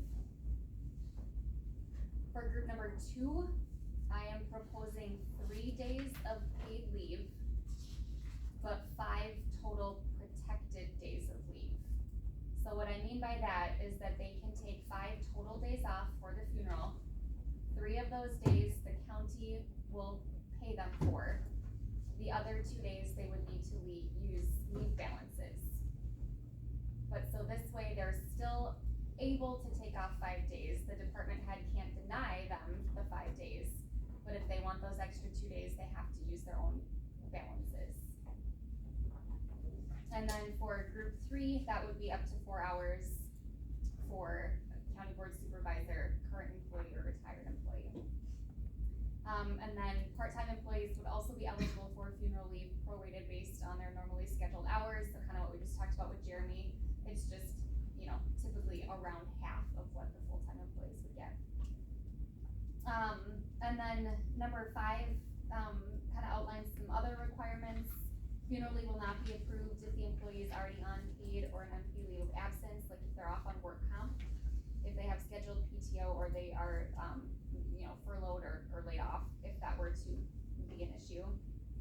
Funeral leave can be taken continuously or non-continuously, and again, they have 30 days from the date of death, unless approved otherwise by the department head and the human resources manager. Funeral leave can't be counted toward overtime calculations. Funeral leave should only be used for days lost from the approved regularly scheduled work days or hours of the employee. So for instance, if the funeral is on a Saturday, we're not gonna pay you unless you were regularly scheduled to work on Saturday.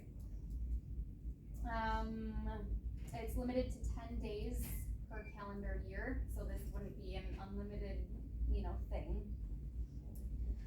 They would have to complete a funeral leave request form, which I didn't put in your packet, but I do have if you wanna see, basically identifying which group the death falls in, and then they would need to attach an obit or other documentation that has the date of death and the date of funeral. And in rare instances, other documentation could be accepted at the discretion of the human resources manager.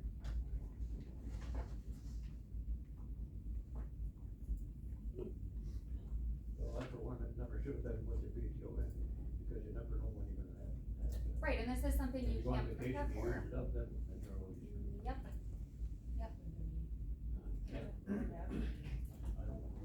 How do you look at it, Ashley, on some of these, when some of these people pass away in the dead of winter, where the celebration life or whatever is not held until the following spring, sometimes upwards of 6 months away? Yep, so that would be at the discretion of the department head and Ashley, yep. If you've got this, Ashley? I don't think that'd be a problem. No. Well, an argument can be made too that you can plan to utilize PTO for that too, because you know it's coming. Some people have used up all of their PTO for vacations or whatever, and all of a sudden, boom, I have to take off next week to go somewhere. Well, Should have never been together. if I can speak on it, it's pretty common the 30 days is fine, but or from the day of death to the day after the funeral is a pretty common time frame to not allow for. I guess my mindset on the 30 days thing is that, like, especially if it were your spouse that died, there might be estate things that you need to deal with. Believe me, when Dad passed away, it's not light. It's, it was about 10 days worth of running around doing paperwork. If it is this spouse, you're probably saying you're 5 days. Exactly, yep. There are cases in which you're gonna be just limited to this, because some people are gonna need a lot longer because that's the way you feel and so on. Right, and that's on the very last page, that additional time off can be granted at the discretion. Sure, you're gonna run into that. Yep. Did you add stepchildren and grandchildren in there? Yes.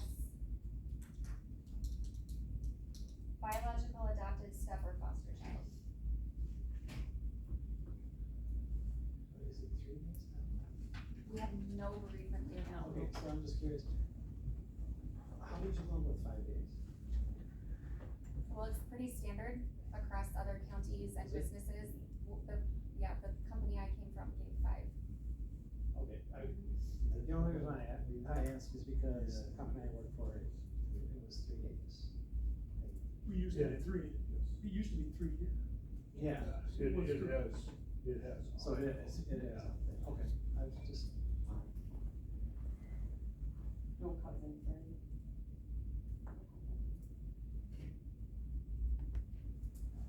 I don't think anything can be added to the policy. I wouldn't add that, just see if that can Is go. there any questions? No, I did not put that in there, but I'd like it. What's that, John? For what? Pets. That's better.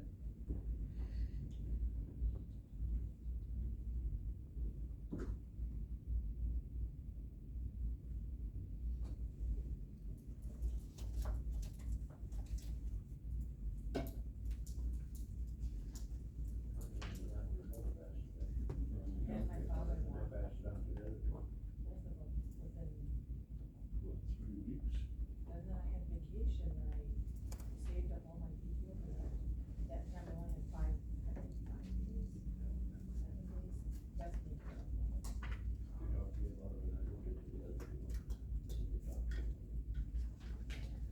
So, this could be, like it mentioned here that, the 5 days could be taken at different intervals. So what I'm thinking, so then, like, for example, making arrangements that might be, is that kind of what you're thinking, your thought process is that?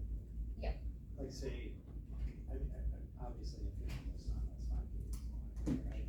Right, so making But funeral arrangements, like, property, so- the reason we ask, or I think we should have 5 days is like, if your spouse dies, you're probably gonna need to meet with like a financial planner, you're gonna need to go to the bank, you're gonna need to go to the DMV, you're gonna need to do all of this stuff. Not to mention meeting with the funeral home. Right. Everybody else making meetings and, yeah, and you gotta go, I think Jen passed away, I think we spent a week going around with death certificates to get everything. Yes. And you can't, it never fails, you can't, the one person you gotta meet up with, well, they're not here, you gotta come back tomorrow, or you do some homes around that way. But, you know, I'm changing the light bill, the phone bills, all of this stuff is, it ain't fun. No. It is, well, yeah, and then, depending on how close the person was in your family, your mind ain't working right either, so. What's that, Jeff?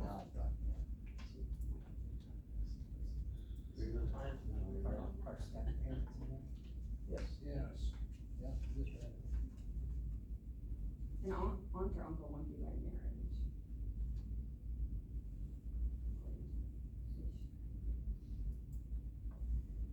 Do you have in there, any relative residing within the employee's same household? Seriously?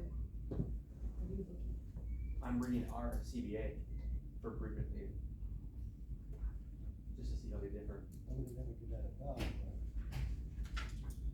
So what if you're caring for your aunt and she's been living with you for 3 years? Aunts and uncles in here under 200 feet. It's not in law or animal by marriage. Grandparents, sister-in-law, brother-in-law, aunt. So why would there be a difference? It's your aunt, your uncle, I mean, you're only gonna get them, whether it's my aunt's husband, it's still my uncle, I guess. That's how I see it. Actually, they're all like very some way, shape, or form. Yeah, okay, in-law, uncle, in-law, yeah, like your husband, yeah, a lot of policies cut it off at. So you can go on and on, and on and on. Yeah.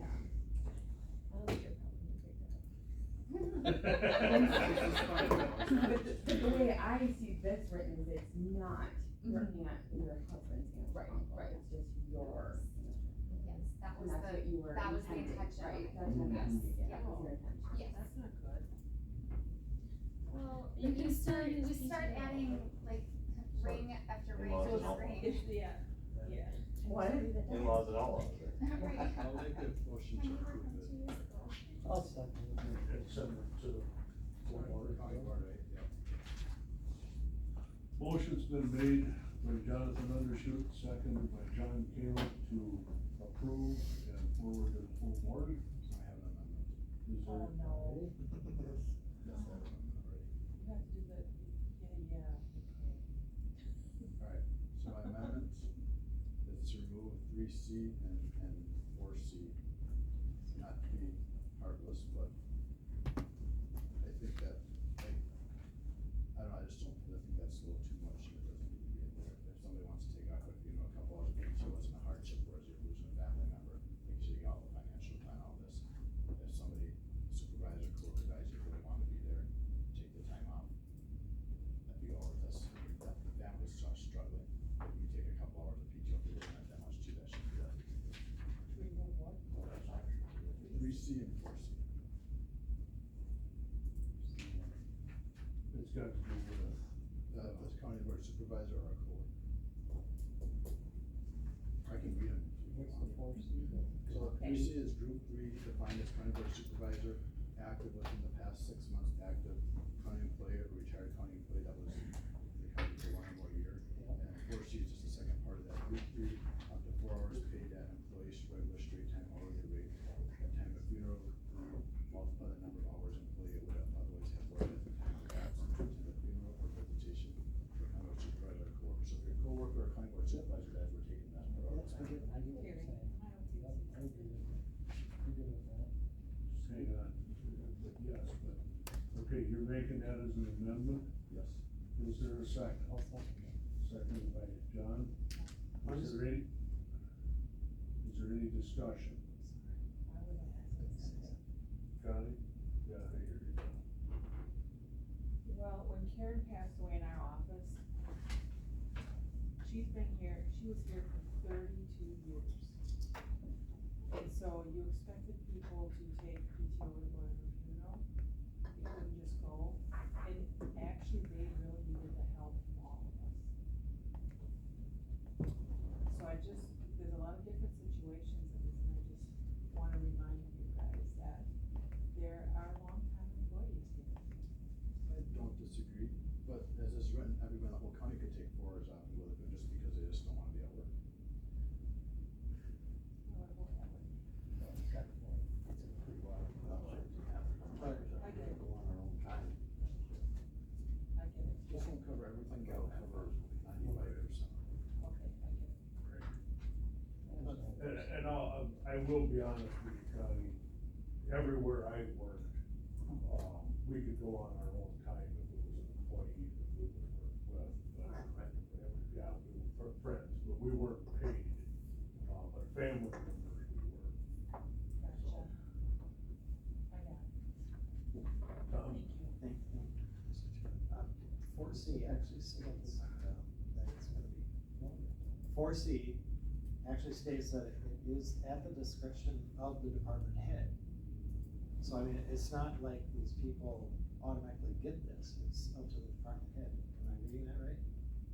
Correct, but who's gonna say, well, this department did this, so now I gotta do this, that's getting credit. I'm not standard. So I'm wondering if you included that same verbiage in three C with, that if you left it up to the discretion of the department head, I don't think you include that in 3, because as Ashley's got this written, 3 just defines who it is. 4 defines, it's telling you the time and who says yes, no, that kind of stuff, so.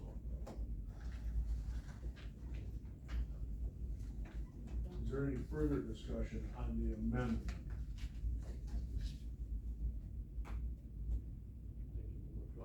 More difficult to make it. Yeah. All in favor of the amendment, which is to remove 3C and remove 4C, signify by aye. Opposed? Motion carries. Now, back to the original motion.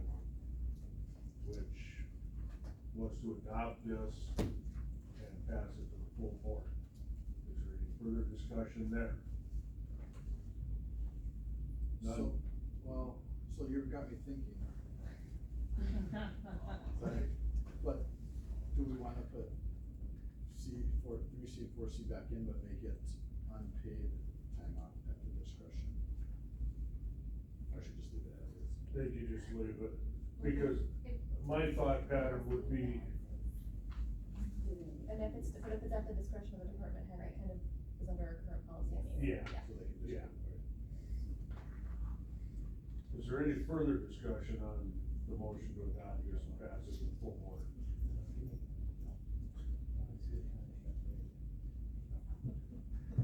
I voted already. All in favor, signify by aye. Aye. Opposed? Motion carries. Connie?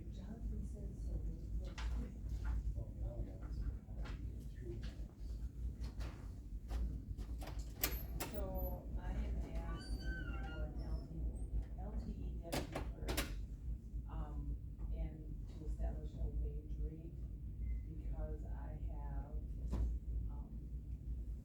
someone that needs a couple months off. And so I'm gonna need the help with all the election stuff, you know, I need somebody to take care of that front window so I can transition Tracy over for a little bit, so that he can get some help, cause I'm gonna need it. There's a lot to do. This would be good cross training for her too. Yes. I do need an LTE for.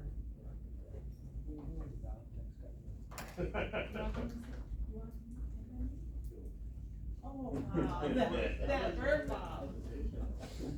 So what is the wage I have scale? different opinions on that stuff. I know. What is the like step one on the wage scale for that position?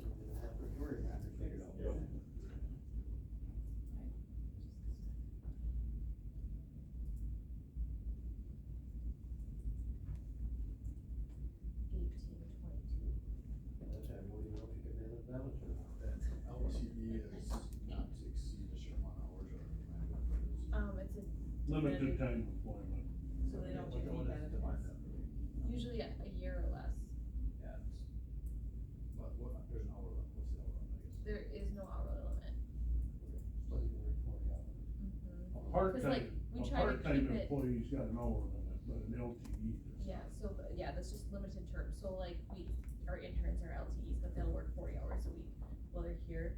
We try to keep it a year or less because, for WRS eligibility purposes, the threshold is, they have to, for the most part, there are certain caveats. They have to work at least a year and 1,200 hours in that year. So if they're not they have to be expected, so if they're not expected to work at least a year, the 1,200 hours doesn't even come into play. You're looking for one person to do this? Well, can I maybe share it between two? Possibly if I need to. I think your explanation there is you're gonna wind up with a couple of people that are willing to do it part-time. Yeah, so even if one gal can stay the whole week, I'm fine with that, but it's a younger gal, she's been, she's helped out a little with elections and stuff already, she is now a senior, she's graduating, and she's the one I would really like to bring in, cause she's younger, it'd be a great experience for her, and when she can't be there, her mom is also a clerk, and would come back in and help as well, between the two of them. And you only got about a month to get this thing squared away. I know. So what is the timeframe of that one rate? End of May till when? Jonathan Olson session. But FMLA takes a long 12 weeks.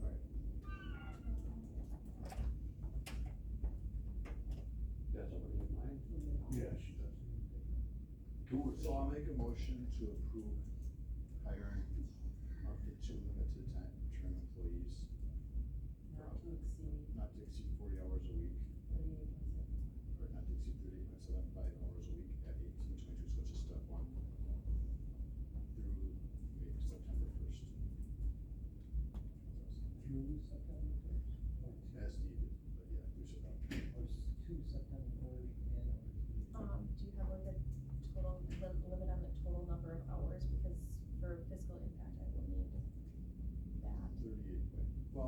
It's So covering 12 up weeks at all, 38.75. you're reducing the salary you had, so you're. Well, not necessarily reducing a salary, because it doesn't, just because somebody's unemployed does not mean it's unpaid. She has PTO to go Could it be extended if it needs to be? Right, so you can explain that? Can you explain that? What'd you say, Ash? Oh, yeah, she'd have to use PTO for those second 6 weeks if she has it, according to the handbook. First 6 weeks, she can choose to use it or not, the second 6 weeks, she'll have to exhaust through everything she has.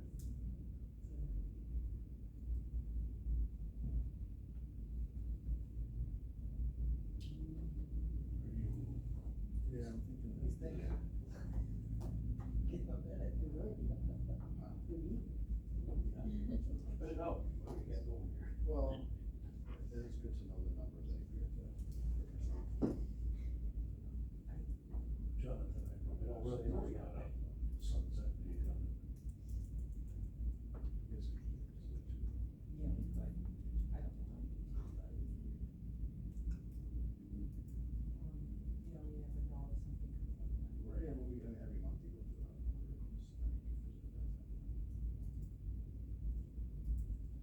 You get a bunch of recon, which is gonna come next year. Dang you, you're gonna come in and help me. I think so, Still doing it for 4 years. Okay, run your motion back through that. you got it kinda on the run.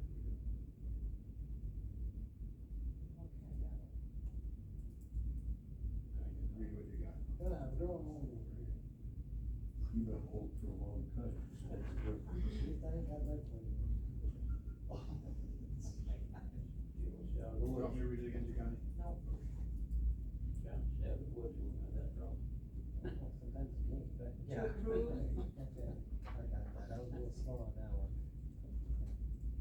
To approve up to 2 LDW clerk.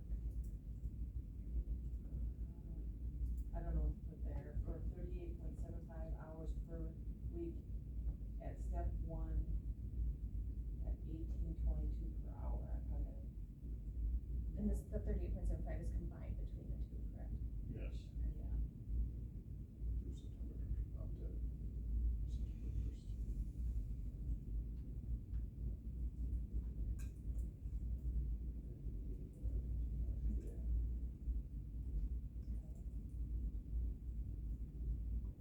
Okay, motion is on the floor. Is there a second? Second by Mr. Caleb. Is there any further questions on the motion on the floor? None being heard, all in favor signify by aye. Aye. Opposed, same sign. Motion carries. Are you caught up, Connie? Yeah. Okay.